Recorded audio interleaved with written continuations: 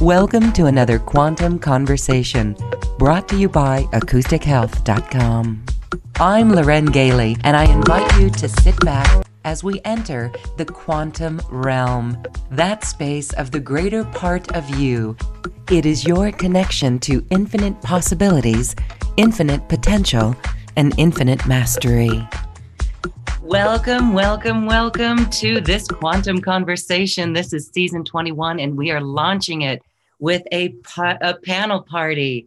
These are three very powerful speakers that I just love hearing their teachings, and we share them with you because we're talking all things Ascension, really our Ascension stories, what the current energies are like, what it's like for each of us as we move through this very powerful year. And we want to hear from you too, everyone joining us from around the planet. Thank you all so much for being here. And I want to welcome my guests, everyone, Lisa Transcendence Brown, Dorian Light, and Althea Provost. Hello, ladies. Thank you for being here. Hey, thank you. This is exciting. It is very exciting. And so one of the things we're talking about first off here is the energies, and some questions coming in from our audience and some comments of lately are people, they're feeling a little bit of energy. They're feeling energized, like now we can do anything, almost superhuman. Yes, expansive, right? And on one other hand, it's very tiring too. So let's hear from you all about what you're experiencing. I'll let you guys go first. It doesn't matter. Energy. Well, I was just saying right before we began the phone call that I was going through a little bit of like galactic bipolar express, where one day something could be extremely heavy and I'm feeling it to the depths of my being, and the next day it could be gone completely and I'm feeling really, really good. So there seems to be a cycle at this point, and that's a little unusual for me. I've always been extremely grounded, could do 20 years, really not rocked so much as the way other people have, and not this year. This year was the game changer for me. Yeah. Game changer, meaning that you can feel it now and you know it's real.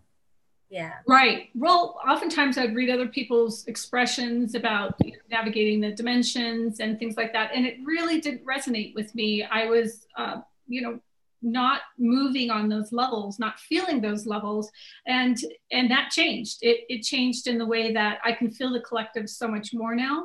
And I did go through initiation in Colombia that took me to feel the collective. I took on the collective embodiment, but once I did, I have never felt that much fear in my life, ever, on the planet. Like what people are, the chaos, the mental mind, the disease especially, and smoothing those waters out has taken an enormous amount of soul presence and patience and sitting with it to just allow it to dissipate at its own time.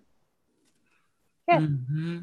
Okay, Dorian, what are your comments to that? I was just going to say, on September 17th last year, between the hours of 9:45 and 10:45 Eastern Standard Time, I was working with a client in the UK, and there was this big, huge cosmic rumble. It was almost like, it's like, oh my gosh, what's going on? Are we having an earthquake? Because we don't have those in Florida, right? And what I witnessed was that it was a big crack in what I would call maybe the cosmic egg or whatever.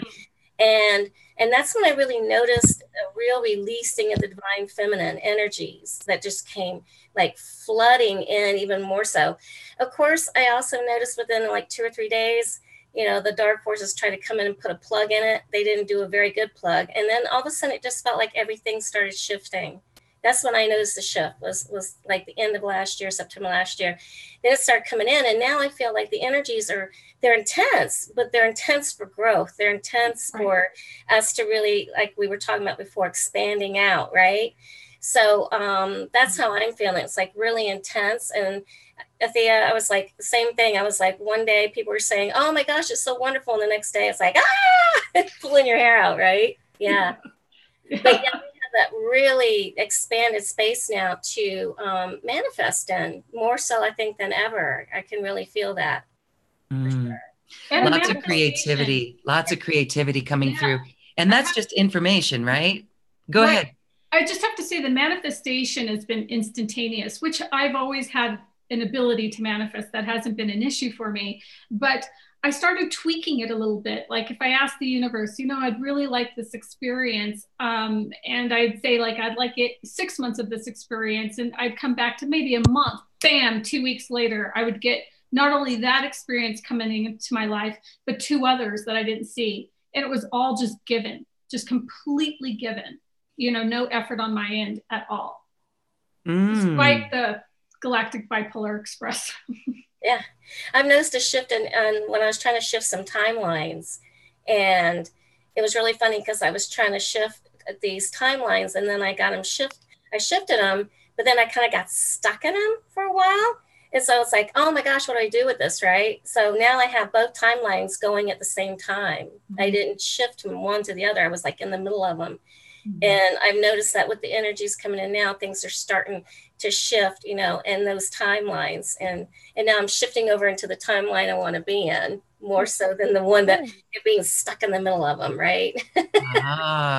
Yes. And I know Lisa's got something really good to say to all of this. So before we I'm listening to everybody because, it's good.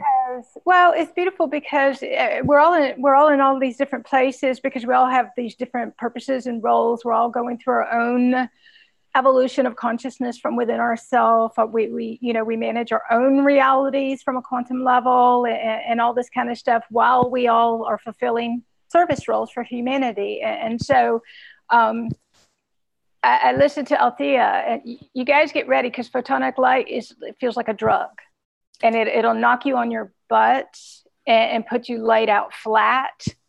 When we activate photonic light inside of our bodies, it actually makes everything that's dense heavy. So you can feel it really strongly, which is important because what will start to happen is we identify what's heavy and start saying, no, I'm not going to carry that weight anymore. I'm going to clear that program from within me. And it assists us with moving stuff out really fast. But it's a part of feeling. It works through activating all new realities. It works through clearing immense amount of programs. And the cool part is we travel through our DNA, through our consciousness, through photonic light. Mm-hmm. And so the more photonic light we are able to integrate into our physical being, the more bizarre and weird it gets for a while. The more psychotic we feel, the crazier everything seems to get because we're clearing a ridiculous amount of distortions out. Everybody's returning to sovereignty. Everybody's returning to their higher state of consciousness. This is a remembering from that really deeply sacred, beautiful, divine place inside of us. And each one of us rebuilding, reconstructing, recreating all of our realities aligned on a soul level. And so we have collectives going through this. When Althea said, I can't remember what you said, but basically it was, you can't really do anything else. We don't have, or maybe it was Loren, something about, it's a lot of energy. Well, it's a lot of energy. And part of the reason we go through this, it's a complete rewiring of our entire physical makeup, our nervous system, our immune systems, every gland, every organ, deep in our bones, in our musculoskeletal system. Photonic light works through every particle of who we are. And so it's an immense process of clearing emotions, clearing programming, and a lot of people don't understand the immensity of the energy and how much it takes for us to hold the immensity of the energy and focus our energy and accomplish while we do what we do with anchoring all this photonic light and integrating it into our body so that we can get up each day, if you will, and accomplish all the things every one of us came here to accomplish and contribute and assist with this massive evolution of higher consciousness humanity. And so photonic light makes you get really focused because you don't have enough energy to keep running around worrying about everybody else. You don't have any energy to barely get up and clean your house. You are lucky sometimes you're drooling and crawling to the kitchen going, or to the toilet. And it's like, okay, back and collapse. I used to get up in the morning and within 5 minutes go, nope, I'm back down. It took me years and years and years to get to the point where I could actually function and maneuver and accomplish while we get whammied. And we get whammied. And it feels like we've been whammied. Well, Dorian, you said the really right around the equinox last September or right before. That really felt like special to me, even in the solstice, but a bigger opening in that equinox of September of 2018. And since the 11/11/11 of last year, I've been dizzy. And it hasn't subsided at all. So isn't that interesting? That's part of the being whammied that we just have to get used to. But Loren, dizzy is consciousness. Dizzy is high photonic light activating in your body. And it's basically, it's your electromagnetic poles and fields in your body recalibrating. I call it rewriting. Yeah. So there's a rewrite happening. And I've had this when I've gone through sacred centers where I've walked through initiation gate and then it's like, and like you just get rewritten. You walk out and you're not you're not the same person, I'll tell you that. It's a rebalancing of magnetics though. Wow. It is to take the power of your linear mind away. And actually what happens on another level too, if I hit a sacred site, and I want to come back to talk to you about photonic light. But when I hit a sacred site, what will happen is this central this cortex of that mind will shut down and my language skills will go. So if I'm in a place where I'm speaking Spanish and, in English, forget the Spanish, it's not going to happen. I will come back down and into a complete, like almost back of the mind type expression. Where the Godhead is. You know what that is. Mm-hmm. Yeah. So forget making sense and forget your memory. You're going to come back into the feeling body because you're working that photonic light. Well, okay. So I don't ever come back into the I stay in the feeling body. I don't leave the feeling body. We function from the feeling body. And so I'm talking about when you go through the gate. Okay. You're like, I'm in it all the time. I was going to say, what gate? I'd be like, She lives in the gate. It's all Stargate systems and all everything. It's like, that's where we live. What are you, I understand what you're saying, Althea. This is about, but a lot of people don't understand when you expand your consciousness, it becomes bigger than your body becomes. And it expands and expands and expands. And so the old faculties of how we function go out the window. This is a full presence. This is about everybody getting completely out of their head and living from this whole place inside. So deeply connected. I know what you're saying out there about going to the sites. The only thing that I can say about that, though, recently I've been noticing a lot of people, part of becoming a gatekeeper and a grid keeper is going around to the different sites. We will go to these different, but what we start to come to understand is every spot on this planet is sacred. Yeah. We don't actually have to go anywhere anymore. Where we live, we're sacred. Our home is sacred. Everything becomes a sanctuary and a temple. Our bodies become these beautiful temples of light. And so where we are becomes the anchor point. And we kind of don't have to go anywhere anymore. But for a while, I did the same thing too. I would go sit on a mountain that was a crystal. have the bizarre, awesome experiences and stuff like that too. So I get it. And it is beautiful. And everybody has to eventually at some point do that within their own reality too. Go ahead. I wanted to ask you on the photonic light. So yes, there's times when it's almost like an arrival and a departure. So for example, it's like when you have an incoming photonic light moment, it's like which is always in streaming, but we can all agree that there's some powerful ones coming in. And so it's like you have this arrival, you're there, you're in it, but then you also have a departure point. Are you seeing that? I don't have arrival and departure points. You have an expansion and a contraction. You have a blast where you expand and you can stay in that expansion energy for a while. And then for a while, you'll expand and contract. Eventually, you won't contract back down anymore. And so what it'll do is it'll It'll work through, you stay completely expanded, but your whole body has to rewrite everything. And you do have a going offline, coming online process where you go offline and your body won't function. You come back online, you're bang on. You go offline, you go. And what's happening is when we go offline, we're going offline with all the old realities and the crystals in our body. Our body becomes a massive supercomputer processor.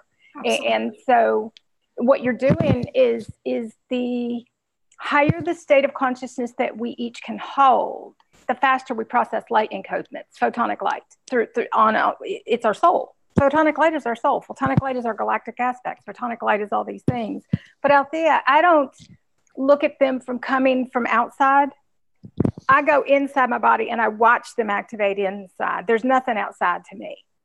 And so if you go inside, outside's just where people go look to see what's going on inside. And so for me, I just go in, I can read my DNA. I can see all the photonic activity. I can talk to it. It'll talk to you. It's kind of cool. All you're doing is reading light encodements and stuff. But for me, I take everybody, go inside. It's activating inside of your body. Out there is just where people go look. I'm saying the same thing. I'm just I think we're using our words a little bit differently. We do. When I close my eyes, I'm watching the exact same thing that you're seeing as well. But I'll see like the gates open. There'll be a arrival of an information, then the gates will close, and it's like a. My gates don't close. They don't close. My gates don't close. It's just a bigger opening than it was before. Once you activate all the Stargate systems in your body and they link up to universally, cosmically within the earth and in your body too, then you become the entire Stargate system, and every cell in your body becomes this little galaxy. Everything inside becomes, and so all of that communicates constantly. And so mine don't ever correlate the closing to your heart closing. Oh, interesting. Heart gates, stargates. Yes. Your heart is your Stargate system at first, if you will. And if you close it, then your heart closes too. And so you want to just stay wide open completely and not shut back down anymore, because that disconnects us from those higher states of consciousness when we do. We do have an expansion and a contraction. We will expand. Now, the beauty, though, is while we perceive we've contracted back down, you're actually walking in a higher dimensional reality. Because once you integrate all that energy, this is important to understand, you're not even in the same physical reality you were before. But a lot of people look outside and they think they live in the same physical reality. But you have a greater capacity to realign your own reality. You have a greater capacity to call forth the more amazing reality. So the external being a vibrational response, you now have a greater capacity to say, okay, bring me the magical experiences today when I go out. And they all can be magical and amazing, because that's where you live from and that's how you treat people. It's interesting. Like your point of view is almost like when I'm watching someone go through the death process, right? And they're just in expanded light. Yeah, it's like, okay, here's the physical body, and they're leaving that. They're departing the body, one could say. Maybe not your word, but mine. They'd be departing the body, and their soul's moving just back into that field, which is actually always there. It's just without the body. And so when you talk, it seems to me like you're almost in that expanded field, well embodied. With a fully anchored soul inside of my body. Your body. And very little humanness. Very little. At all. Tiny, I mean, do I have ego conditioning and programming come up? Yeah. And I'm like, oh, that's just a program, and I work through it and it's no big deal. But it doesn't come into play into my realities. I don't project my stuff on other people. I will lay my reality out for people who come into my life and say, this is how reality is. And if we want to be in a reality together, then this is the way we flow. But beyond that, I'm like, what she's saying is you walk into this reality, you're walking into mine. Yeah, when you walk it, because you are in my reality. And if every person actually stood their ground and said, this is how reality is, and held it from their highest place possible, and go back and play in the old stuff, that's kind of why we're all here, are we not? That's right, because we're shifting to, sorry, Dorian, that's exactly it, because we're shifting and holding the vibrations so that they can step into it so it occurs. But I did spend years of being so expanded that I was barely here. Does that make sense? Well, that's what I was going to ask you, because I've seen that in you. Yeah. So I'll be quiet, let Dorian speak. But I did spend years, people like Lisa, come back to Earth. I'm like, no, I don't come back to Earth. And And I'm like, no, I live in all these other dimensions where everything has already occurred. I live, sorry. When you be careful, your microphone is hitting your cute jean jacket. And Dorian, go ahead.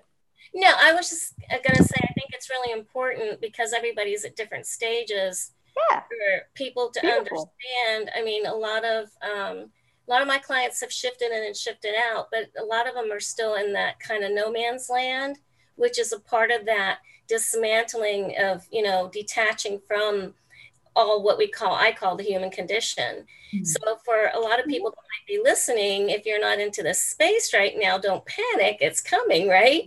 But the thing is that, you know, some of my clients are like, they go into that no man's land where they are, like we were talking about before we got on the show, about dismantling the labels, the old identities, and really just getting into that space where we've lost our reference points as being quote unquote human or plain in human form. And we haven't quite re-anchored into those reference points. So once, you know, and each time you go out and you come back in and re-anchor, like you said, you shift, you're there. So like this one lady said to me one day, she goes, well, how long is this going to last? Right? Forever. Last, right? Forever. It's going to keep accelerating. No man's land feel. So, some people aren't here yet. I want them to know that if you're in the no man's land, don't worry about it because you've just dismantled and you're starting to detach from some of those labels and whatever so that you can get into that higher level of expanded consciousness. Because I know when I've had 3 near-death experiences, and out of 2 of them, when I had the one, I just went into that expanded consciousness. I didn't see a light. And 2 of them, I didn't see lights or anything else. I was just in that expanded consciousness. And now I recognize it within myself that I don't need to have a near-death experience, right? I have that kind of feel as I walk around in it all the time.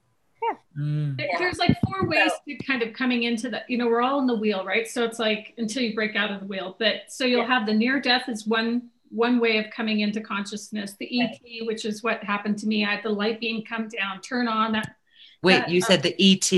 Yeah, the ET is the other one. So like you'll have something that shakes you out of, contact that's going to shake you out of this normal 3D paradigm. And then all of a sudden for me with the light beam coming down, the photonic light turned me on, sensitivity, hype, felt everything, blah, blah, blah. So once you have that contact or you come into that limitless consciousness, then you're operating from this point of view, but it takes a while.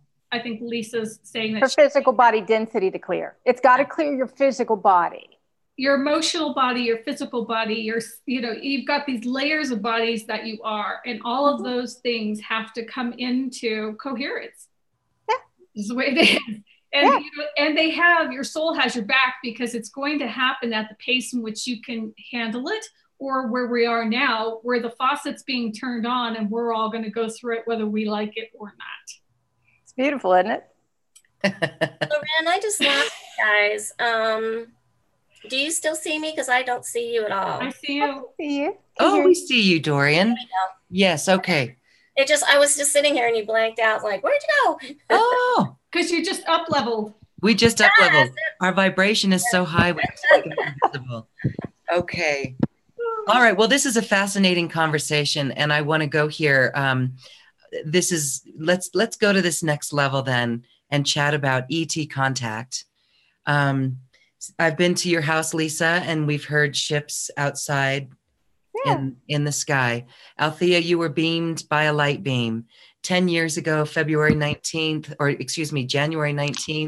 2009. I had an ET ship experience, and I actually look at my life since then, and it has been majorly upgraded. And Dorian, you too, you've gone with Dr. Greer. And I had my own group here in Orlando for 4.5 years, and we were working with the Octurians. All right, so share about, isn't that interesting that that's it must get spiritual. This ET conversation gets spiritual because it's not a ufology conspiracy theory issue. It's a higher level, higher consciousness discussion. So I just wanted to chat a little bit about that. Well, I had a group here in town because, I've been seeing, angels and ships probably a good part of my life, but they actually came in and asked me to work with them. So I had a small group. We kept it very small here in town. And we worked every week with the Arcturians and some other light beings. Some of them, of course, didn't name their names, but they were big towers of light. And so what we were doing was we were doing planetary work. Now, this was, 2010 or something, but we were doing a lot of planetary work, and they would come in and I could see them and I would channel them, but it got to the point where the rest of the people could feel them.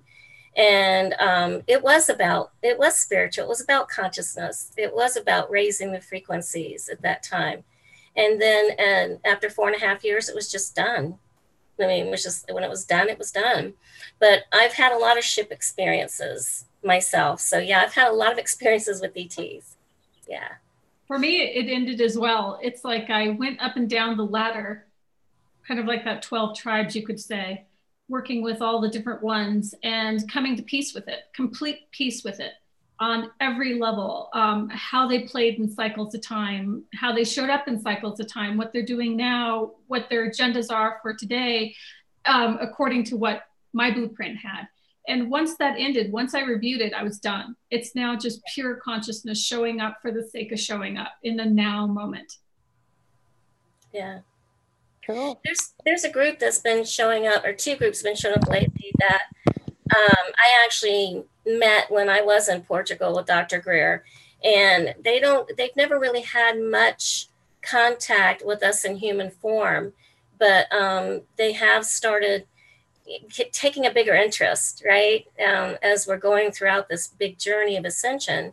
And so they're pretty new with working with human form. So it's going to be very interesting to see as we go along, just how many more show up, what's going on, what the messages are.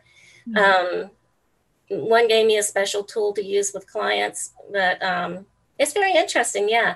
I've had ships over me, and they've contacted me when they've been over me, and half the time they're all from different races, right? Like you said, Althea, it's like, it's not just one race. It's a ton of them. Yeah. Yeah. Yeah. Mm-hmm. Lisa. I come from a completely different place. You guys know me. Yep. We're the embodied galactics. We're the councils. We're the ambassadors. We're so when we're talking about this, we do have to, when I woke up this morning, a post from 5-6 years ago has popped up of mine, and it's like, oh, ships. I remember that place. But there comes a point, that's all a part of the awakening process, to activate those codes and frequencies and aspects of ourself. And when we go through the embodiment process, going through soul embodiment, and then all these years going through over soul embodiment, it's the embodiment of all of your aspects, and you become the galactic. So I'm the Syrian, I'm the Arcturian. I possess all of those aspects and the abilities and the knowledge and all these things. Each one of us do. When I walk the earth, I see us. Mm-hmm. I wrote a thing a few years ago about arrivals already occurred. It's us, people. We are, and so to recognize that in each other, though, we read each other's energy signatures. We're like, yeah, I remember you, you're Syrian, and we have this whole galactic party going on. When you embody, while every day it's like ships, yeah, we'd love ships. It's not something that dictates a reality anymore. It's a if and when it occurs. There's a lot of work that has to be done on each individual's part. Besides that, the amount of photonic light that we each have to hold so your bodies don't combust, literally. When you get into bilocating your consciousness and all this kind of stuff, you'll stand in the bathroom and you're on a ship at the same time, and you're running the ship and you're flying the ship, and it's like, oh yeah, there we are, and when we're working that's what I was going to ask you, Lisa, because I've had moments where it's like, I've had those moments. Yeah. And I've had moments where, the veils drop and it's like, wow, you're definitely in all those multidimensional realms at the same time, and you can see it. Mm-hmm. Well, I see from other galaxies too. I've been so far from this place in the waking state and looking down through, looking at the whole earth and the planet and all the people running around. And it's like, oh, the little earthlings, look at them all. Your consciousness expands so huge that you're there. And you're seeing here, and you're here, and you're seeing there. Does that make sense? Yeah, I've had that, but not as far as you. I've been out in the galaxy, but not like.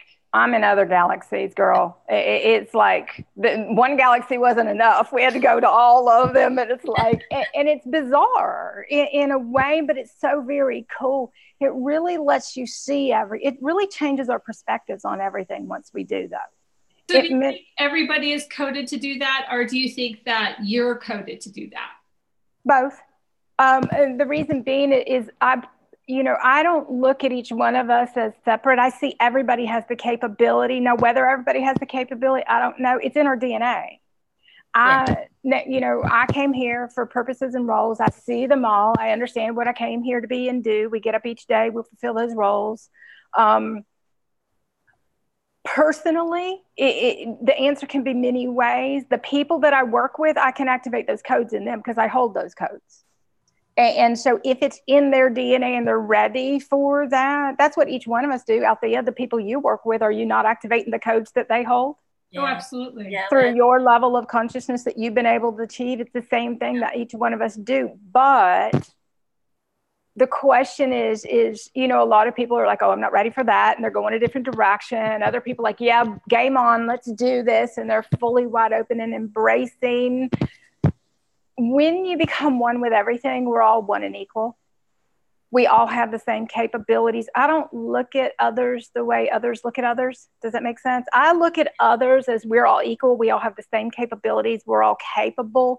But I see the limits and the programs and the conditioning. I see their soul. I see their beauty and their magnificence. I see the possibilities. I see the amazingness. And then I see all the excuses and the programs and the limits and the conditions. And what you do is those are part of quantum, all of the quantum algorithms. You take your reality, you look at it, and you go, oh. And you live from a completely quantum state of consciousness where you observe everything, you see it all. There's zero judgment. So coming from a zero judgment point of view, and not even point of view, from a heart resonance, how are you triggering people who aren't ready for what you have to say? Do they come around? I get up and I do my job, and I let them take it all however they need to take it. I don't worry about everybody and what they're doing. That's way too much energy. Those of us who do what we do, we're all our energy goes into what we are here to accomplish. We don't have time to worry about anybody else. We let them all figure it all out, because elevating the consciousness of humanity takes a lot of energy and work. It does. It does. And dedication and commitment and love for humanity. Absolutely. It is love for humanity. It's love for humanity, and the work that we came here to do with the completion of these templates and all these multidimensional templates that we have to hold in our body. We don't have time to worry about what everybody else is doing.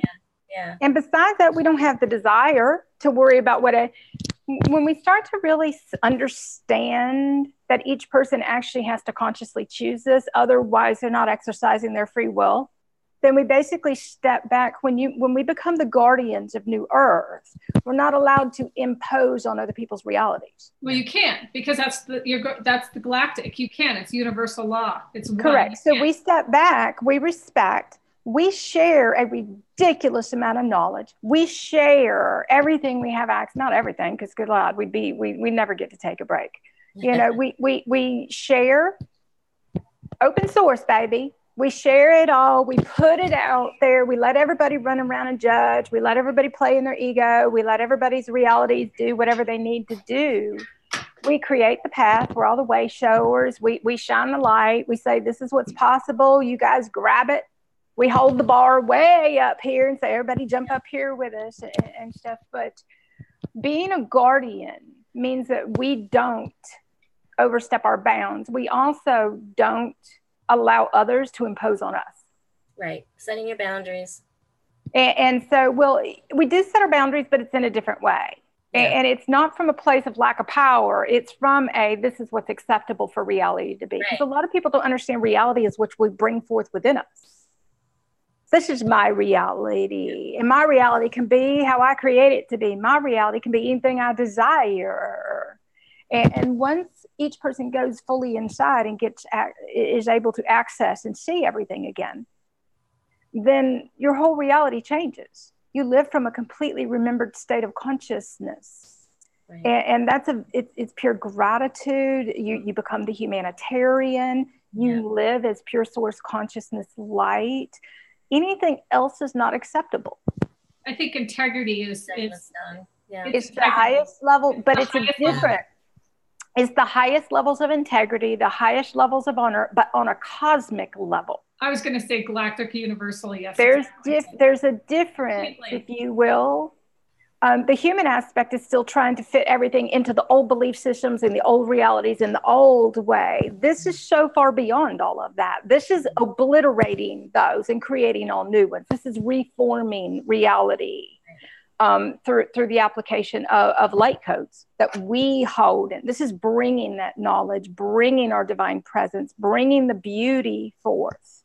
This is us supporting, providing, fulfilling all these different roles and respecting everybody's reality. But the difference is we respect our own.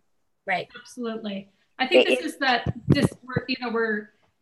we're disassembling this old reality. It's going. And that's the no footing that we were talking about before we went to taping. It's like you're in between the two because this next reality hasn't showed up yet. Why? Because we haven't created it yet. Correct. Yes. And the foundation for our reality completely goes, and you're building a whole new foundation, and it's through the energetics. It's through a quantum state of consciousness. And so all of our realities, it took me years to rebuild my reality in a solid foundation. It's like, at first, it's like, get ready, go buy 2 new suitcases. You're going to live out your suitcases for a few years. Yes. And it's like, okay. And it was like, let everything go. Most of us, we get down to minimalism because we it takes us back to 0 point range, and we have to basically realign our entire life all over again. We have to start from scratch. 0 point starting from scratch. This is where we're watching a lot of people. They don't want to do the work. They're like, oh, I want it easy. That's not how this works, people. Well, and I'd like to say for people who are wanting it easy, it's a brutalness that's coming because it's the rug being pulled out, and and it's But this is easy if you align your own reality and hold it from inside. It's simple, but you're going to have to clear the programming. You're going to have to align your own reality. We all have to do the inner work. We all have to. What a lot of people don't understand is that the external is a vibrational response to what's inside. Right. We align our realities. We dictate realities through our consciousness, not the other way around. Well, we all have to get to that place inside. We even know what that is. But yes. This will take every ounce of energy every person has. You won't have any energy to waste. You won't have anything to waste. You won't be able to, which is a part of the reason for the mega blast of photonic light. You won't have the energy to worry about anybody else because you will barely have enough. When we're going through massive template rights, all we have is enough oxygen to function on. Yeah, for our own. And it's like, I got no creativity. I got nothing. I can't do anything for anybody else. And it really brings your whole reality right here. And each person has to become completely responsible for their own energy. That's when truth gets real. Yeah. Oh, yeah. Yeah, it does. I had a client yesterday, and at the end, I'm like, be real, because this is about being real, full on, wide open, vulnerable. Yeah. Wide open. But the vulnerability is where your power comes from. Yeah. It's the opposite of what we used to think. And so especially those of us who were really strong.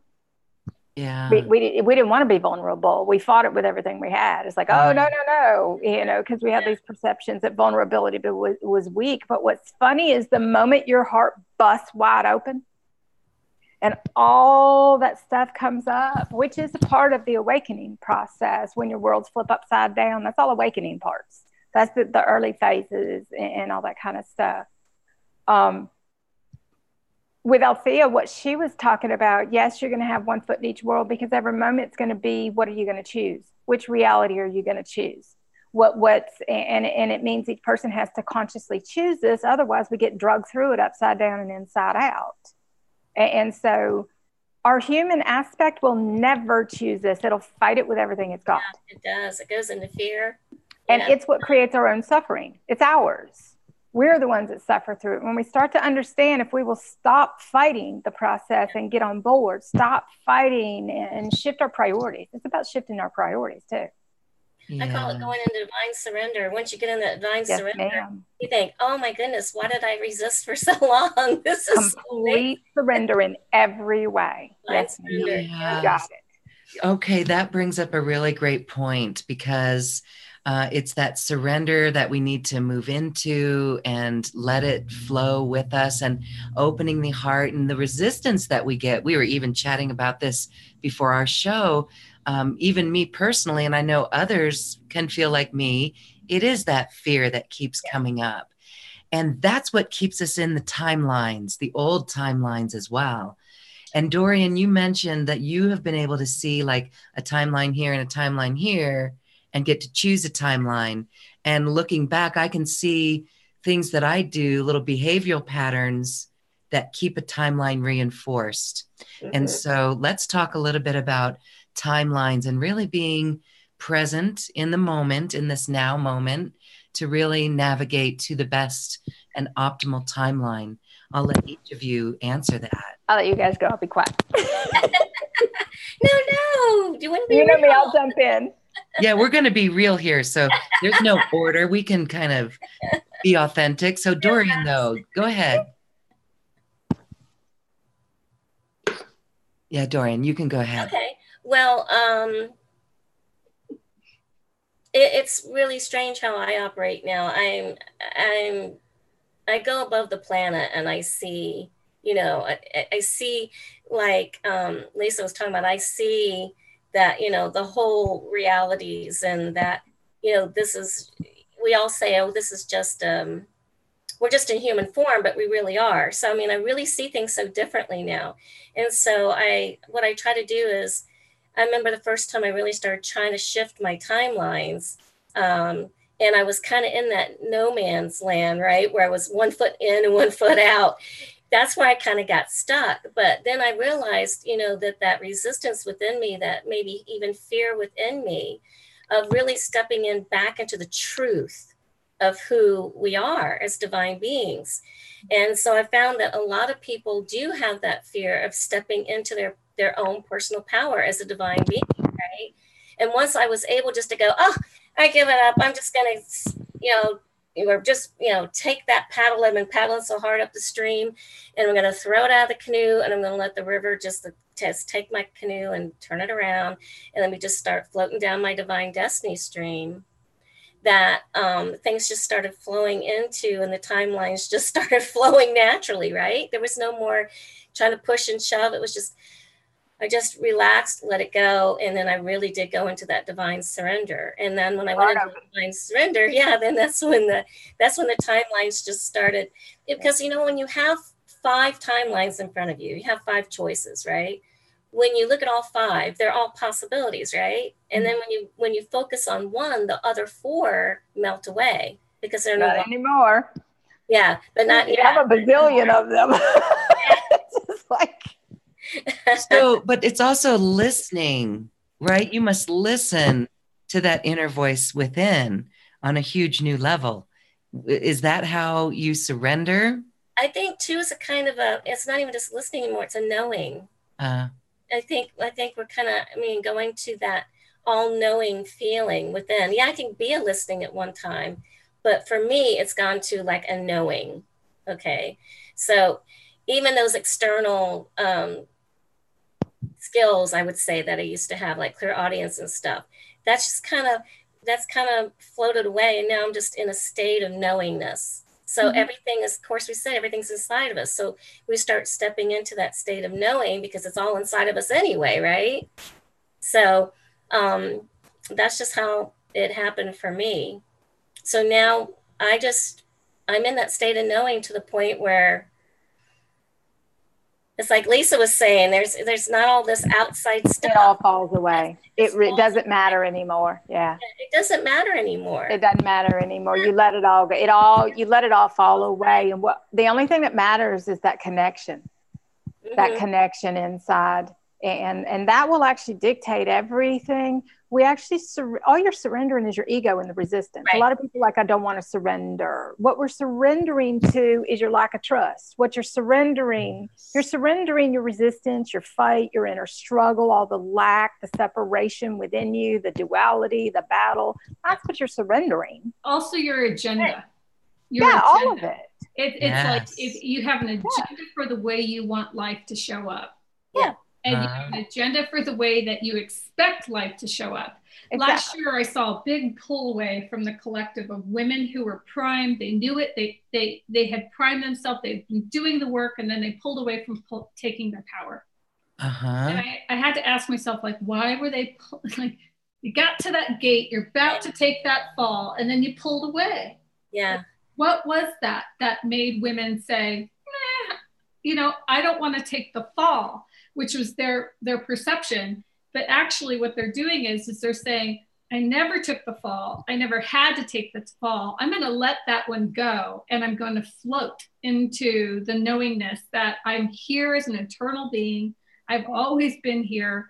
And I'm going to see where this goes. I'm going to see it as it shows up. I'm going to trust in it as it shows up. Right. That's what they didn't step into. It's letting go of the need to control it, though. Yeah. The need. It's beautiful because you let, when we anchored in the 12D template last year, it was just profound only because everything's in divine alignment. I mean, everything is divine timing, divine flow, divine alignment. It's a complete surrender and allowing process above anything we ever did with all the other previous templates this is like took it to a whole new level, if you will. But like Dorian was saying, and even Althea too, is you surrender your need to know. Yep. And you go inside and connect with where you know, and you don't even care anymore. Yeah. That knowing overrides your need to know anything because you already know. You might never know when it's coming. You might never know how. The more, here's the key though, is the more you function from deep inside, the more you get to see, the more you will know. Right. Because that's what opens up all your access. By holding that connection and that level of purity, that's where your access comes from. That's where you get to see. We have to prove ourselves that we're not going to go back into our ego and let it run the show anymore. We don't get full access until we do. Right. Yeah. And so there comes a point where, I live from a bazillion realities, timelines, vibrational realities, whatever you want to call them, holographic things that all float around all day, every day. I see them all. I get up each day. I'm like, okay, bring this and that and this and that. Bring them all. I don't even care. I get up and people wonder why we're so busy because we're managing 4,000 literally. We're filling every position. We're doing all these things. We agreed we don't have limits like typical humans do. Yeah. And so what? I got to get up and do this. Get up and do it. We don't make excuses. We're not belly aching. We're not sitting around talking about how I can't. We're getting up. We see what we need to do. We get up, get it done. And that's part of being a way shower here is step into those roles, step up, share. Part of, with the divine template, the 12D template that we just completed. And it's beautiful because I haven't even shared this yet. I'll share it right now. I know I have a huge writing to do. I have a ton of stuff to do, but we just anchored in the 12D template is everything is organic in a whole new way. Everything comes so easy based upon our levels of consciousness and what we hold here. Everything vibrationally through DNA harmonics, through holding pure harmony and living our lives as this in every capacity. It just activates everything to come forth to support us and all those kind of things. But we have to fulfill those roles. We have to be the supporters. When you step into those roles, it activates those things to come. It's not the other way around. And so we just completed like beautiful organic, they're called organic wealth codes. And it's when we hit the 12D template, it was a redistribution template. Everything's getting redistributed. Can't even pronounce it. And so everything's getting redistributed. You mean you're saying wealth is getting redistributed? Everything is, yes. Right. Okay. So I think it would need to on this planet because it's so concentrated with a certain percentage. So that makes absolute sense. But it's based upon level of service to humanity. It's based, the thing about the organic codes that have just come through, and they keep coming through, they're flooding through, they're in your DNA. You have to hold that state of consciousness to activate them. Not you, Althea, I'm talking about you, we, all of us. But yes, all of the wealth, all of that stuff, it's all being redistributed based upon all of those that have stepped into the roles, who are fulfilling those services. It's according to the amount of light that we hold. Mm-hmm. It's relative to those fulfilling roles. It's relative because everything's being redistributed to the pure ones. It's interesting that you say that because, you know, because manifestation has never really been a problem for me, you know, in terms of if there's something I know I need, I know the universe is going to bring it when it needs to come in. Yeah. It's just simple as that. I just know it. This is bigger than that, though. This is through sharing. So a lot of people don't understand that part of abundance is sharing the abundance. Part of wealth is sharing the wealth. Part of everything we get is sharing. Well, that's what I was about to say, because, and sorry to interrupt, but this is what I would love to share with the audience, was that it isn't so much that I need to make X amount of money, to make X amount, you know, so that I can go obtain whatever it is that I want, need, or desire. It had nothing to do with that. What I ended up doing was I asked for something that brought me great joy, that I knew that I wanted to experience, that in bringing great joy, that receiving this, that was a priority for me at this point in time. And so I asked, and when I adjusted it where it felt just right, just perfect, the universe brought it to me in spades, in a sharing way. And I'll explain why. It didn't bring me money to go make that happen. What it did was it brought strangers into my life who said, hey, listen, I am guided to allow you to use my house in Ireland for the month. Or, hey, I would love for you to go use my house in Morocco for a month. And these were people who didn't have a relationship with me, but came into my life and said, I am guided to give this to you. So the sharing of wealth, the sharing of abundance came through that connection, that pure divine connection of just joy.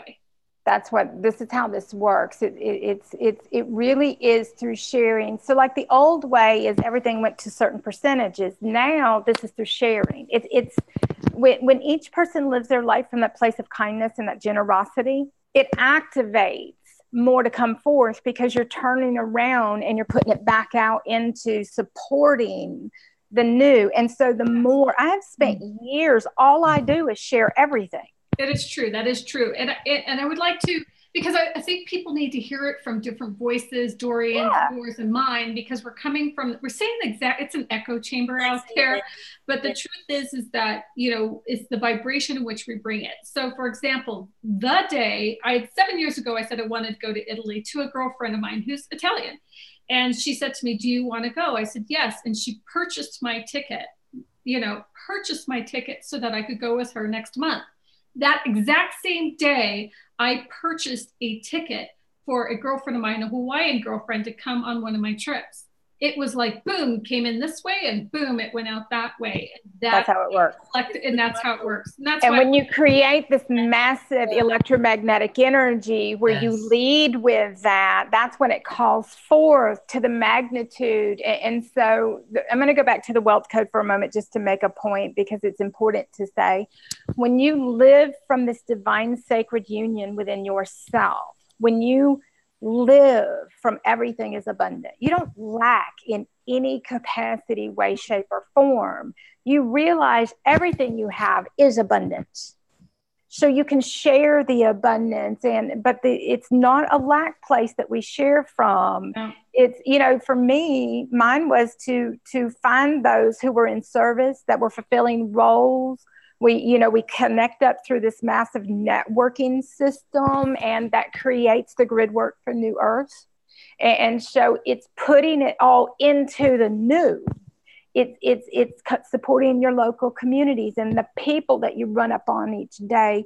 It's really living every aspect of your life this way. It's being the generous one, which basically breaks down the fear programming root chakra thingy that everybody's got going. And so generosity on this planet, which is what needs to go, because if people keep holding that heart on and holding that dollar, they're never going to go anywhere. It's that wish, it's right, fight or flight that, you know, we have to leave behind. And but the thing about the wealth codes, and the reason I'm going back to this, is they are organic, which means that when you simply and purely live your life this way, organically it's activated to come forth. So there's really nothing to do but live this, from, I have, you know, through the years, what I started doing was calling forth more than I needed so that I could do more. Right. And I would like bring in double or triple or quadruple, and I'll send it all right back out to do this and support. And what a lot of people don't understand is you designate what you receive in advance. And it comes easier because you've already said, if you'll bring it for this, then I'll put it over here, and then boom, it drops in your lap. And when we realize that we're here to support each other, we're here to share, but not feed the lack. There's a different energy. We don't do it because we pity. No. We don't do it because or to save. Well, and there's a huge saving. No more. Well, there's a huge entitlement energy that has to clear every person. Yeah. So 12D obliterated the entitlement energy stuff. So if there's any entitlement energy whatsoever, it closes the door. Yeah. And I saw a vision of, well, I can't say it was the collective, but I saw a school of fish. And this is metaphoric, it's not true, but I saw a school of fish pivot and go in a different direction. And the direction they showed me was that grand wealth, that house, that car, that whatever it is people were desiring or needing or wanting. The collective moved away from it next year as a collective. It's like, we're not going there. We're not going to strive for the next 30 years to have that house on the, you know, no, it's over. It's over. And so I think that this collective sharing, you know, this thing that you and I are experiencing and wanting and being, or not wanting, but living beingness, that's where it's headed.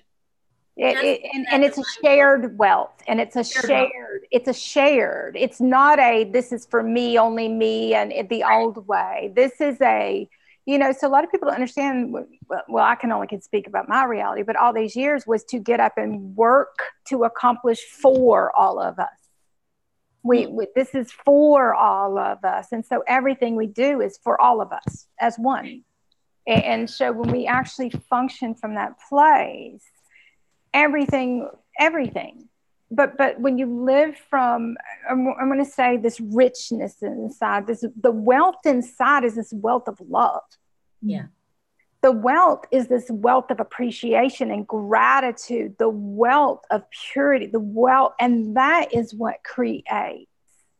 It's living from this just overflowing place. Mm-hmm. I love watching your aura when you speak from that place. I mean, it's just like, man, you look, you know, golden goddess there. I'll tell you, I had to say 2 years ago, it was 2 years ago when I was on the mountain, literally a mountain in Colombia. Mm-hmm. And I said to myself, I've always asked for just enough what I need. I've never needed more, don't need it. I did that too. Oh my God. And, you know, and I mean, at one point I was like one fork, one knife, one spoon, and I was having a hell of a life, and it was great. But after Colombia, that changed, because when I looked out at humanity, I said, I actually need mana to make things happen. Absolutely. And that was the growing up part for me. Yep. You know, same thing happened for me. It's like, I'm like, universe. I'm sitting there one day and I'm like, why do I only just get enough? And the words were, it's like being slapped upside the head. Well, it's because all you keep asking for. I'm like, oh, well, duh. And it's like, but there was a catch, if you will. It's like, you're going to ask for more, but you're going to do more. You're going to share more. It's not just for you. It's for flowing, constant flow. And if you saw my life, my whole life is constant, the whole thing. And, you know, every time I go out in the community, I'm doing things that make a difference. I touch every person's life as love. I uplift.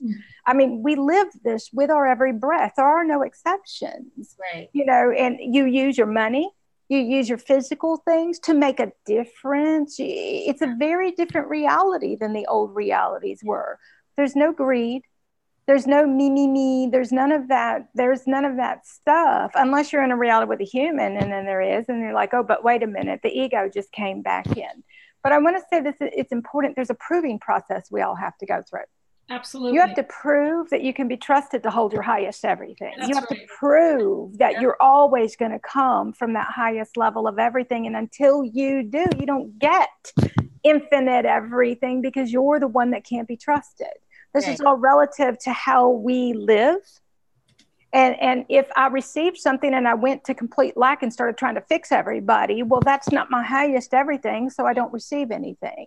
Right. And it took a really long time. I just went through that. I had a lifetime in Atlantis where I taught people higher knowledge, and they went rogue and went dark. And I have, like, when people say, oh, do you want followings or do you want this? I'd be like, no. And I literally had to break that down, that whole lifetime down, so that I could be in service, in love, and completely okay with how it's going to shake down. Oh, yeah. We had to get okay with it a really long time ago with everybody and everything. And what a lot of people don't understand, the human aspect runs around saying, what about free will? What about free will? Well, free will is what your conscious choice is in this moment. If you're not consciously making a decision and a choice, you're not exercising your free will. You're still operating. There's a big difference in living up here and living from fully embodied everything from here. I mean, I have zero linear in my reality. Zero. Yeah.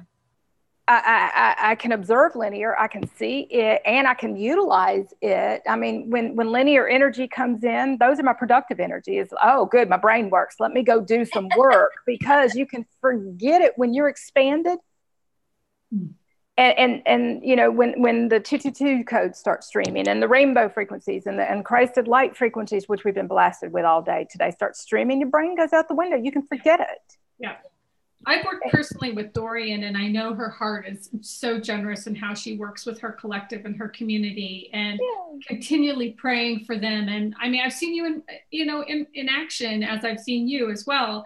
And I'll even say this. I had a client of mine that I said, it's like at night you're navigating the dimensions. And she said to me, oh, I have Lisa Transcendence Brown's book. And I was going to say, I work with everybody in this, billions in my inbox. You were working. I work all night long with your book under her pillow. They do.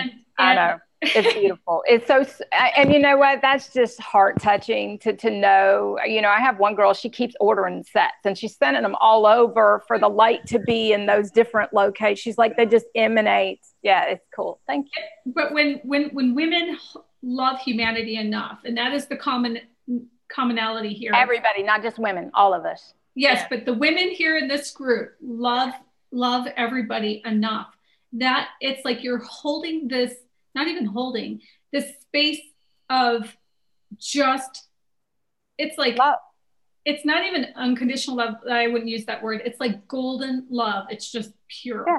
Pure. It's pure love.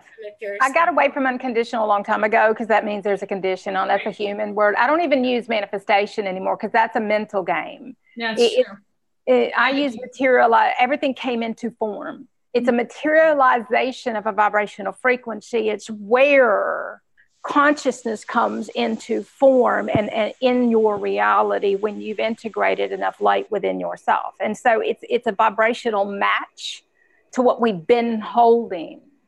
And so I look, when you see all the particles and you see things taking form, and you look at the person in front of you and you realize they're just a materialization of vibrational frequencies and energy, your whole reality changes, because I don't even look at people in front of me. And I don't see the form per se. I see the energy. Yeah. And I see how open and pure, or how closed-hearted. And so it means that we see from our purest place. Otherwise we're playing out realities from a fractal aspect of ourselves. That's right. Right. And it's basically merging the fractals and seeing from all the different aspects, perspective, fractals, all these things. And so it's really bringing it all back home. bringing it all back here. But the deeper we go inside, the more expanded we become. And so I live from that depth. I don't leave that depth. My heart never closes. Can I stop a reality in its tracks? Yes, I can. But from love for all of us, from respect for myself, from respect. And so it's really living fully embodied as all here. Taking ownership of all of it. Yes, ma'am. Well, that's beautiful. And I hope that it answers some questions out there that I'm going to get to, because there's some common ones popping up. And we talked a little bit about it, you know, when we're in this pure love state and when we do it like nothing else matters in the world, like I feel that right now, it's like nothing else is as important. That is what's really the recipe of moving past all fear. Kathleen has a question that says, I've been presented with a choice to step over the threshold 2 times in the last 3 days. And both times fear showed up and I did not take the step. So I'm going to ask each of you what you recommend for those who still have that fear to move past the fear. Dorian, we'll start with you. Okay, so I'm finding with working with clients that it comes down sometimes to just a fear of who we are, a fear of our own power, a fear of embodying that power, because the human comes in and says, oh, but what's going to happen if you step into that? What happens? You know, blah, blah, blah, blah, blah. And so I found that underneath there's really a pattern of allowing, and those patterns of you're not allowed, or we've been told we're not allowed, or we've told ourselves we're not allowed through all these different incarnations. And I found that's a really deep pattern that I'm finding in a lot of my clients, that it's this, oh, you're not allowed, or you take on that imposed, I'm not allowed.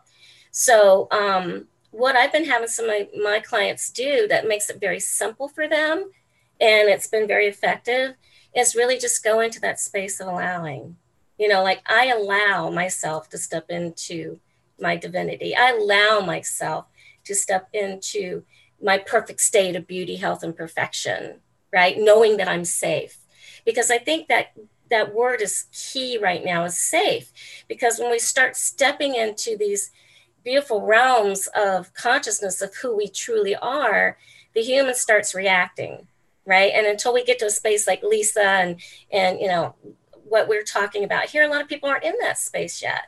Yeah. So I found that when they come back and tell me, yeah, okay, I start saying I allow, and that resistance starts kind of melting away. So just go into I allow myself to step into my power, know that I am safe. I allow myself to really know the truth of who I am. Freedom. Knowing that I am safe. It's freedom. Freedom. That's what photonic light is freedom. It's just I'm listening to you, Dorian. It's like, yeah, it's freedom. It is. And by allowing yourself to step into it, it really starts helping that human resistance to start calming down, because it's like Lisa said, it's all about free will choice. It really is. It's about our free will choice. I choose to allow myself to step into my abundance, or whatever it is, right? All of it. It is all of it. So that's what I'm finding, that just by giving those 2 words, I allow, miracles are happening for them. Yeah. So everybody, I allow. That's what you allow. Want, right? Yeah. Powerful words. I allow. And if you actually are using I allow, it actually has the opposite effect, because if something isn't awesome, you'll see where you kept allowing it and you'll actually stop allowing it. And so they actually work in both directions and stuff. Yeah, of course. But it's really, you know, our old human conditioning and programming was to stop all of this.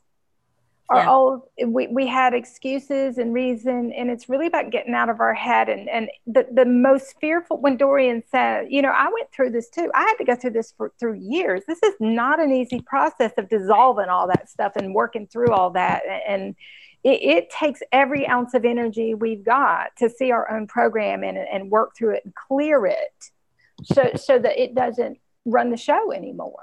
Right. But what we fear, and this is I used to, you know, what we fear is the magic. What we're fearing is you don't get to control it. What you're fearing is living your joy. What you're fearing is the ego doesn't get a say so anymore. Yeah. And there's, I used to say, there's no reason to worry. I can't even remember what I used to say, but it's basically, we don't fall anymore. We land on clouds, you know, and if we basically surrender and let completely go and trust is the hardest thing in the beginning, but it's through going deeper inside and making that connection and trusting. It's like what Althea was saying, and Dorian and Loren too, is that go so deep inside that there's no question, that there's no more fear, that there's no more doubt. And if you can't get your answers, go deeper. Sit with it until you do. You know, so I have a lot of people say, well, I didn't get an answer. Well, then you didn't go deep enough and you didn't sit long enough. Sit. Because our ego is always going to be looking for a different answer. It's looking for the easy way. It's looking for the safe. Safe is a sign that your heart is closed. Yeah. Mm. The moment you want the safe way, or even in the beginning, the easy way, but there's a difference between easy and struggle. And so resolve the struggle, resolve the fight, resolve the resistance, resolve the hesitation, resolve the expectation that the shoe's going to drop. Resolve the worst case scenario and grab the biggest, most beautiful dream that you can. You know, just grab it and don't accept anything less. That's the beauty, is we don't have to accept less anymore. Right. Nobody does, unless you do.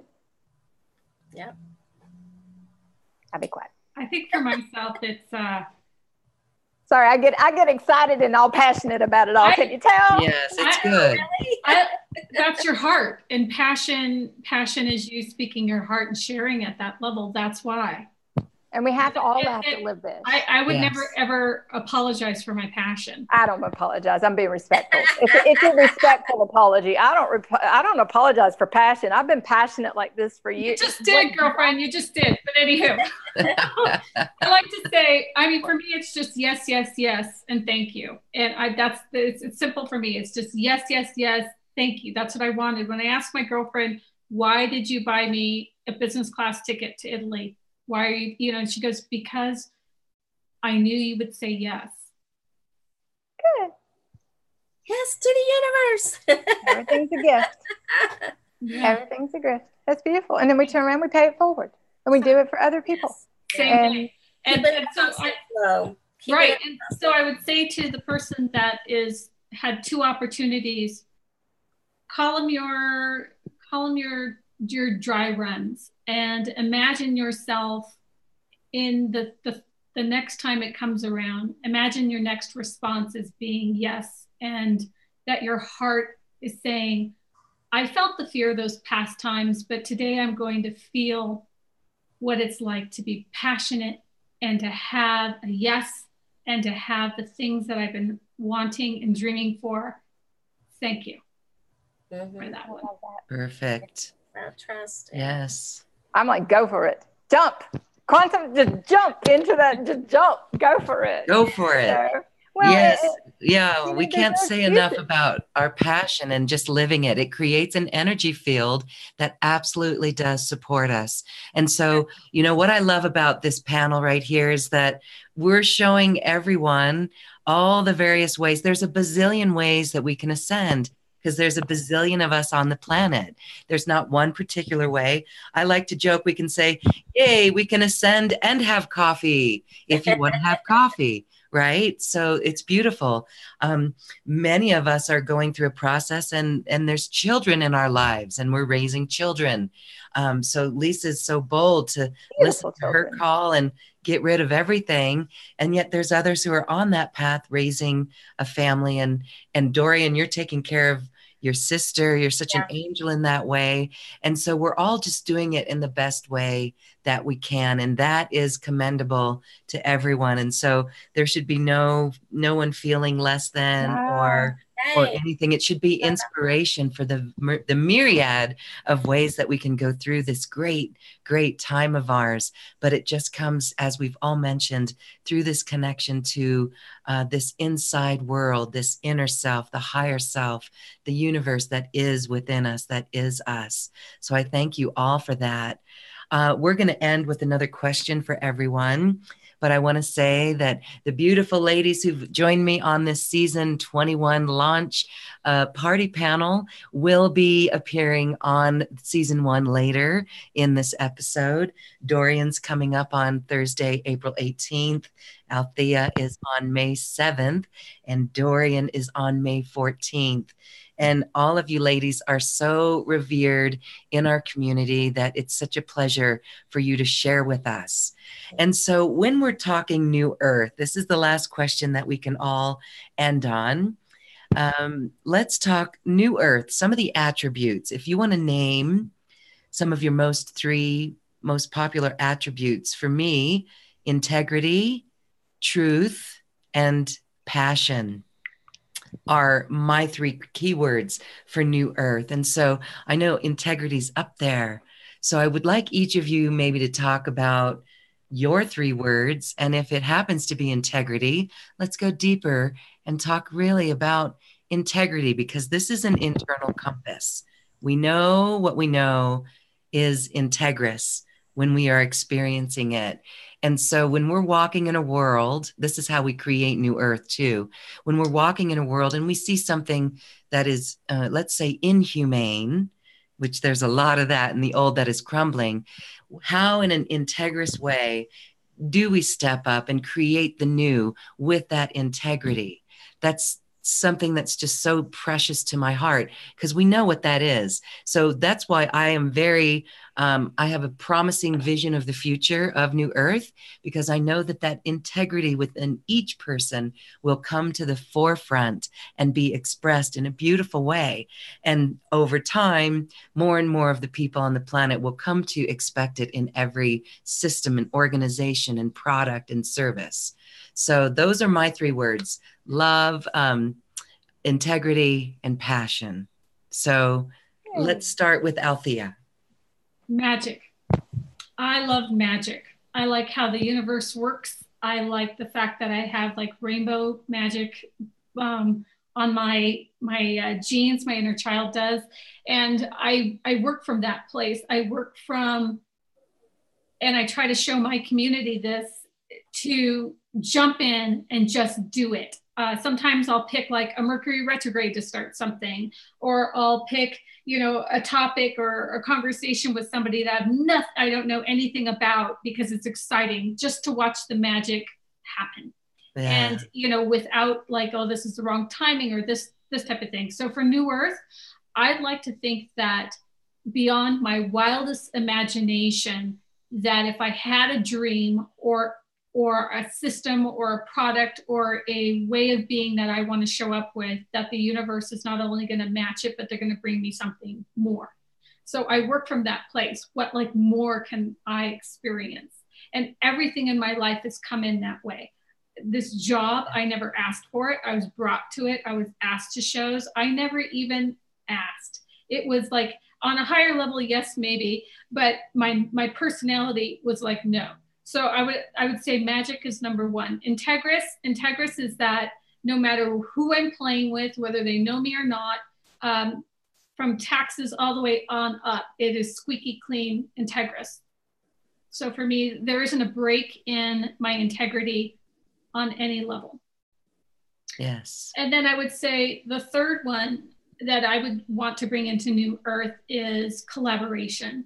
I absolutely love collaborating with everybody. I like to read their stories. I like to gain their knowledge and share knowledge and have conversations. So collaboration is very big for me. Beautiful. Thank you. Okay, Dorian. Well, integrity is one of the biggest ones for me too. And I believe that as we're stepping into this space and we all really start walking in that integrity, this is where we don't have, the governing bodies that we have to have on this planet. is because everybody will be walking in that form of integrity, that won't be necessary. So integrity is really important to me as well. Joy. I think joy is a really big one, and that we can be in that state of joy, 24/7. I know I work with a lot of people who are telling me now they don't have the joy anymore. So I think just being joyful, but joyful also goes with passion, doesn't it? In so many ways, right? It's like, so if we're in that joy and we're in that passion, because we're creatures of joy. It's innately within us to be in joy, to create from that joy space. So joy and passion, I think they're kind of, side by side with that. And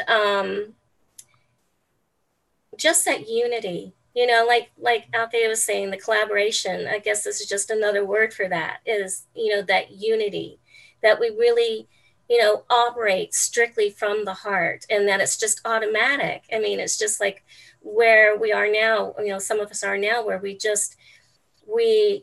been human transmitters and receivers for so long through the human filter. And by letting all that go, now it just becomes, we're just in that state of being who we are. Like Lisa was saying, in that deepest depths of who we are, in our true authentic self. And so, that's, I just envision that for all of us, and where we can be in the freedom of who we are. Isn't it the truth? Being in the truth of who we are. And then, of course, like I said, in that new world, you don't have all these governing bodies and all these things, because everybody just naturally is in it. You just walk in it. I love that. You own it. You're it. So, yeah. I love it. Awesome. Okay. Well, when you were saying earlier, for me, I have a hard time picking 3 words. So I'm just like, everyone you said, I'm like, oh, I want that one too. So I'm like, okay. The 5D and above dictionary. I want it all.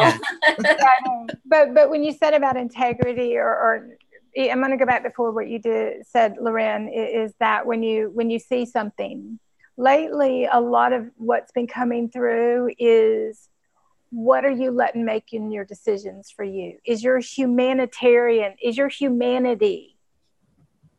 is what makes your decisions.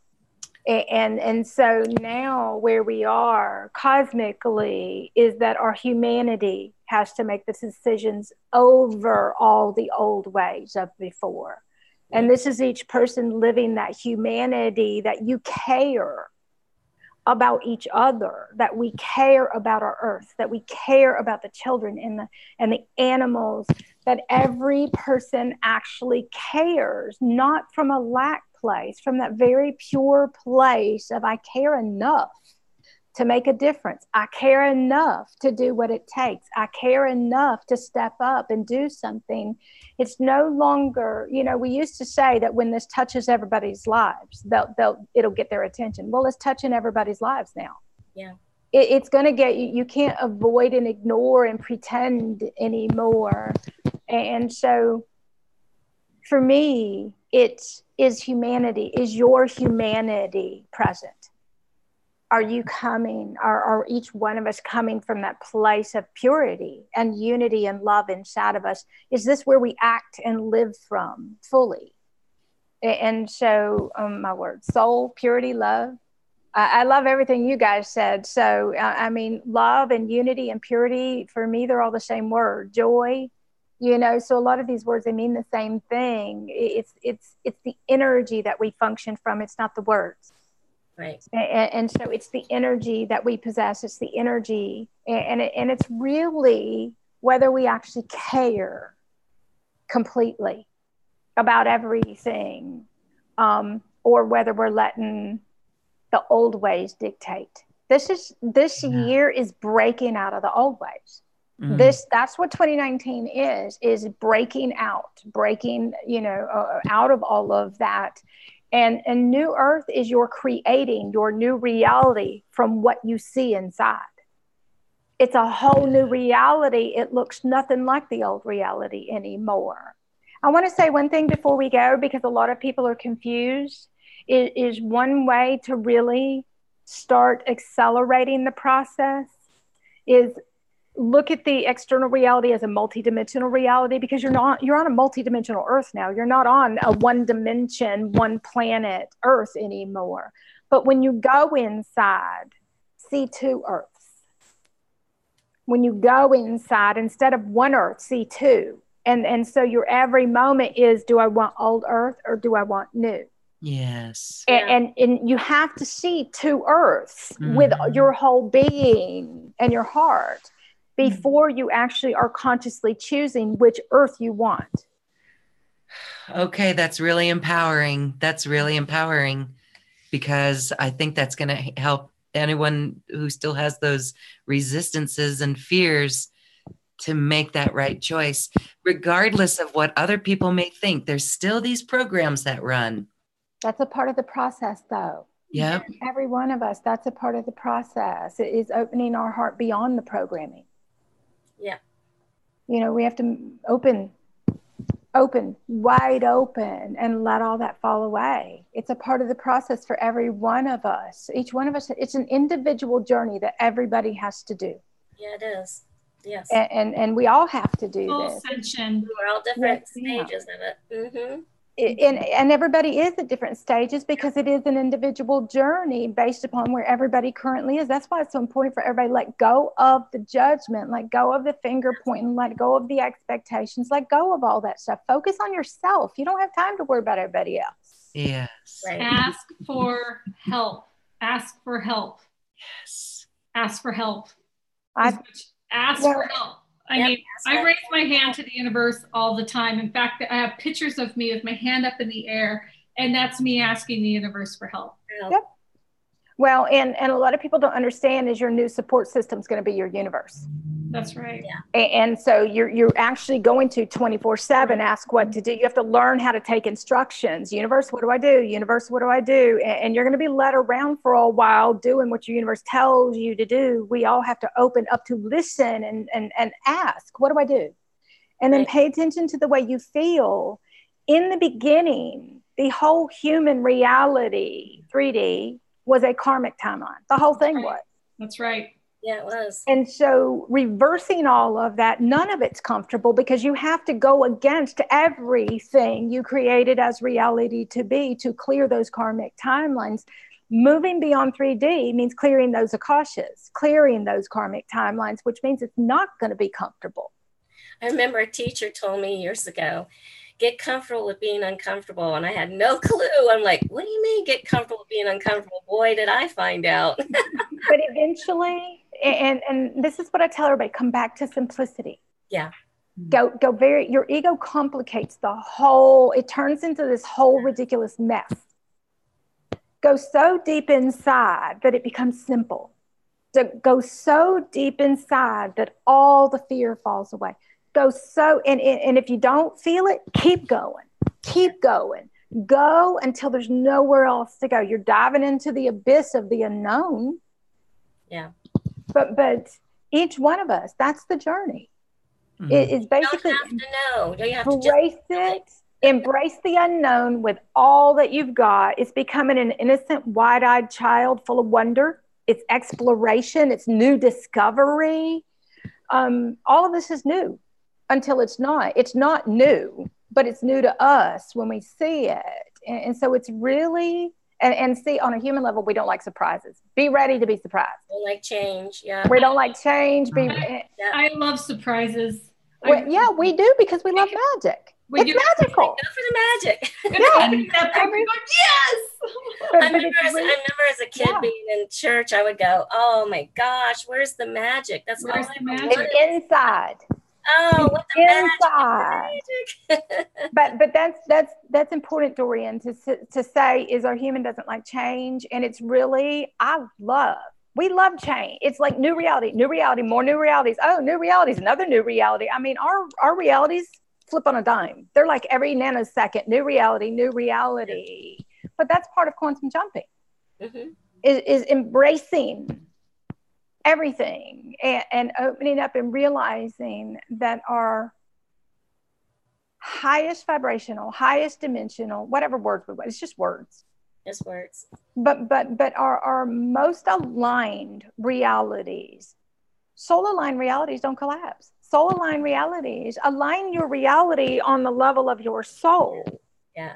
And that's what this is everybody's got to align their reality on a soul level and live as their soul, live as all your higher self aspects, and open completely up. Yes, it is.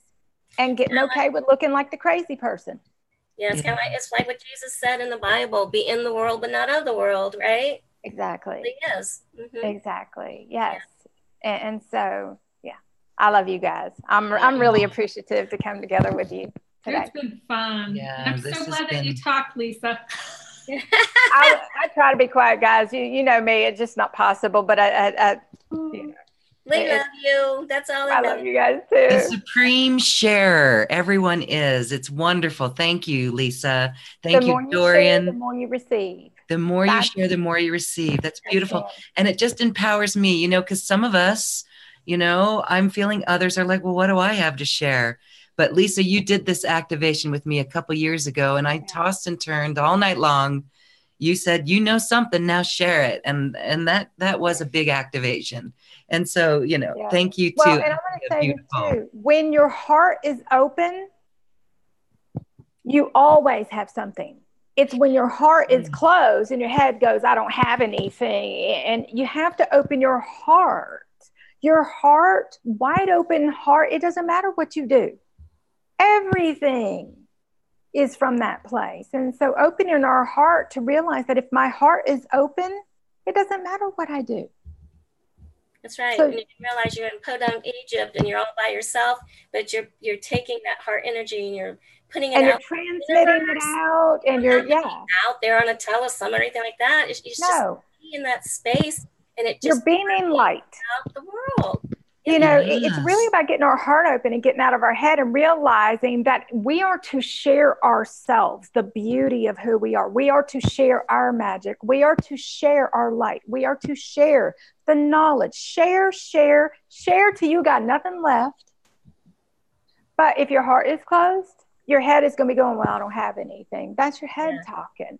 Yeah. Open your heart and then ask, what do I do in this moment? And it's going to be different every moment, but it's really just opening your heart to be open enough, to be willing to, and realize that if you're living from your heart, you'll never run out of stuff. Never. Right. You can walk into any place and you don't have to say a word, just your heart space open, your presence will shift the room. The whole, yes, ma'am. And so if you're just walking and embodying it, it will just shift. So like I said, you don't have to, be some person on a telesum or whatever. All you got to do is then walk in it, embody it, and just, it'll share immediately. It'll just go out throughout the whole space. And as we're making this, I see everything as morphic fields. So as we're doing this, we're creating new morphic fields so that others can step into your morphic field. I remember one lady said to me one day, well, if I leave this space, where am I going to go? There's nowhere to go. And I'm like, oh yeah, it's creating these new spaces so others can just step into it. The way I explain it is when I walk, my reality unfolds for me. Yeah. And so it radiates out to all there, to all around. So well, and I want to say, you said not everybody's doing telesummits. No, none of us started doing we all started by just beaming. We all started just by doing absolutely nothing perceivably. Yeah. And we start simple. The little things. And it came with ease and grace. It came with ease and grace. You start simple. It's the little things, and they grow into big things because you're gaining a comfort level, and so it's a creating a new reality. Sure is. And all right, so reality for others to step into it. Yeah. All right, yes, and so let's do that as we go to places on our planet that need the energy, like TSA and airports, and just beam this energy and envision that being over someday. I will always hold the vision for that shifting. And Lisa, this notion of sending your energy out ahead of you while before we go into TSA, it really, that's where the magic that Althea talks about. It's quite amazing. Well, I want to thank all of my guests today, and I invite our community and our viewers and listeners to check out the beautiful special offers of support in true service to New Earth that these presenters have made available. It's on this webpage at acoustichealth.com. The special offers that are there, the quantum jumping timelines with Lisa. Dorian Light has psychic energetics, beautiful activating audios and remote sessions and a personal session. And Althea, a personal session with her is like a laser surgery into really expanding your heart wide open. So I thank you all for that. And I thank everyone for joining us, and have a happy time aligning with your soul, because this is how we create New Earth. And I just want to share a quick story as we wrap up, because it's a metaphor for dimensions and the invisible realms that are around us. I just came back from Roatan, Honduras, where I dove scuba diving with my family for a few days. And we went out on a night dive. And the night dive was amazing, because here it is, you're breathing. When you're breathing through your regulator, it's conscious breathing. You are aware of every breath.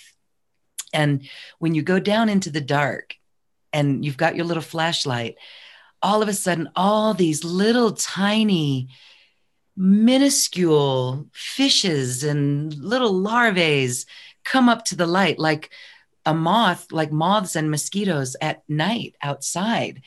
And you could feel it all over the arm and the hand. And it was quite amazing that these beings are always there. This is consciousness. Plus, you could look at fish and see their eyes moving and looking at you. And it's consciousness to me. And so it was so amazing that that actually exists in this realm above water.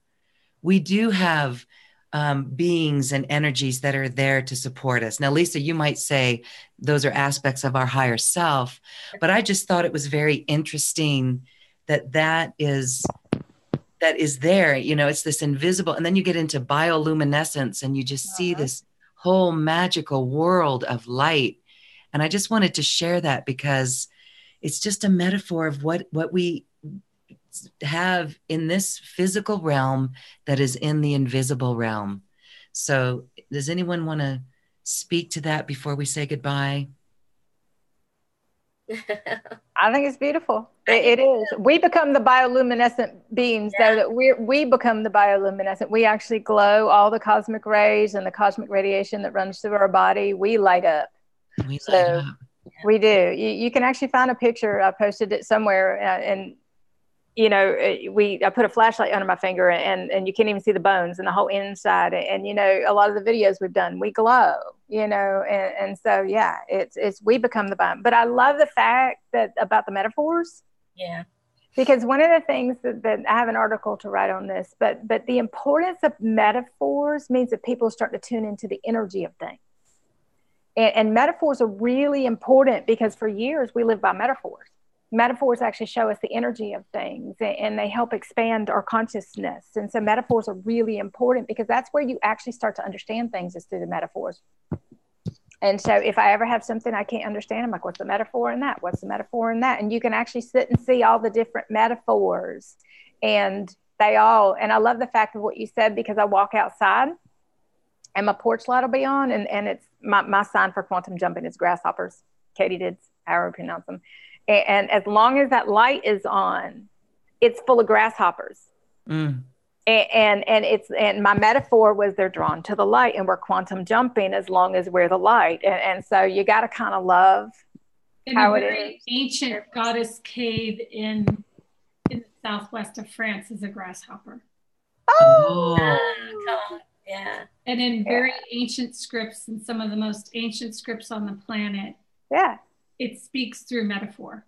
Beautiful. Yeah, everything, every number, everything has a meaning, and every bug. I used to look up every bug. And you actually, because if you realize that you are the universe, and so you got to understand the language your universe is using with you.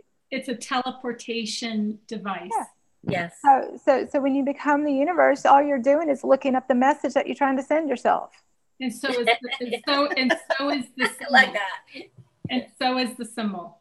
Yeah, exactly. And so when you start decoding all the symbols, you're basically decoding your entire universe so that you can actually understand everything. It's actually kind of cool. If you basically go all in to how cool this is, it becomes a lot of fun to learn. Yeah. Yeah. And then you realize you wrote the damn symbol in the book. Yes, exactly.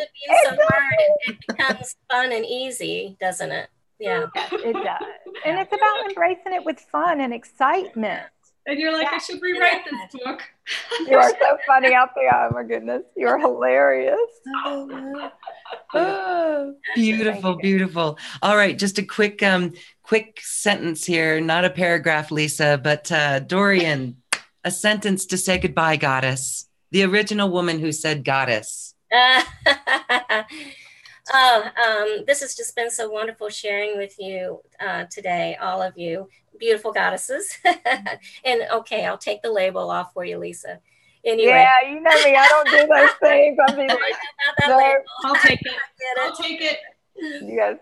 I mean, we possess all those energies. It's like minimizing in a way. Go ahead. Right. That's right. But just so much love. It's been a lot of fun. It's been a lot of joy, and so much love to everybody that's been watching and joined in today.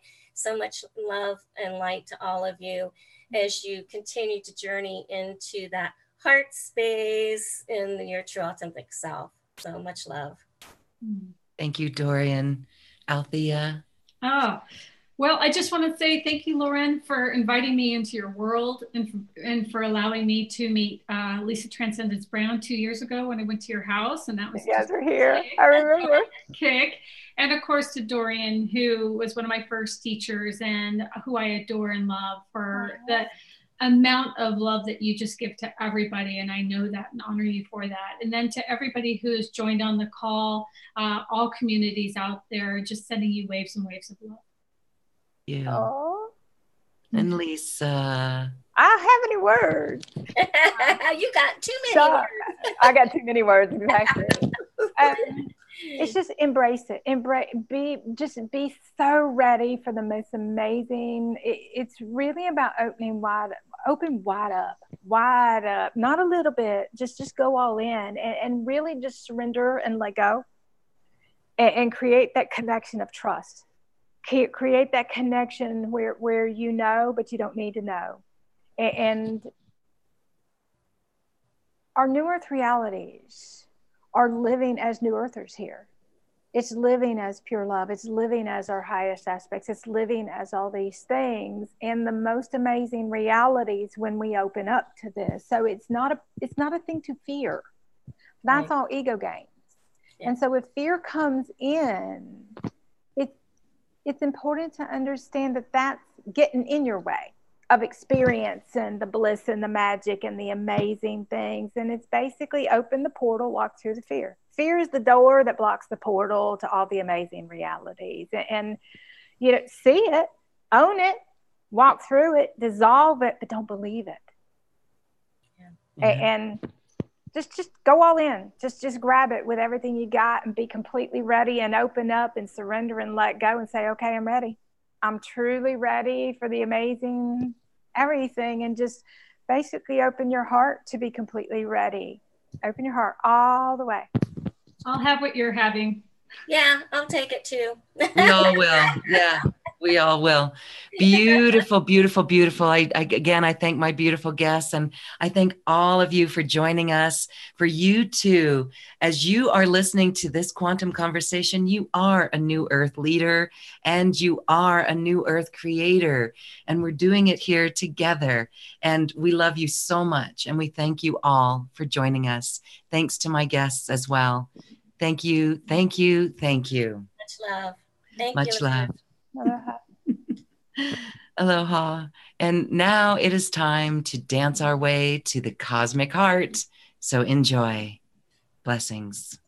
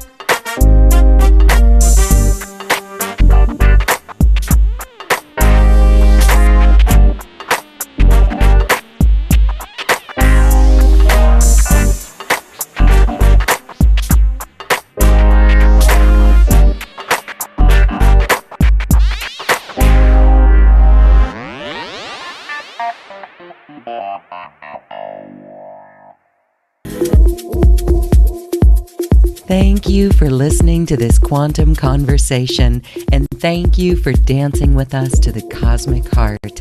As we raise our own vibration, we raise the vibration of the planet. This show is dedicated to you and all awakening hearts, as we are here to shine our bright light and amplify our love.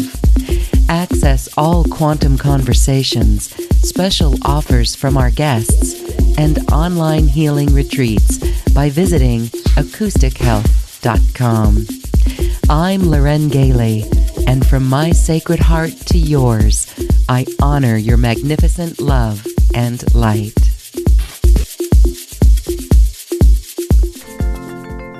We leave you now with music from the universe. Music literally created by the universe, as musical notes were assigned to mathematical equations. The result is this beautiful music, available at acoustichealth.com. Namaste.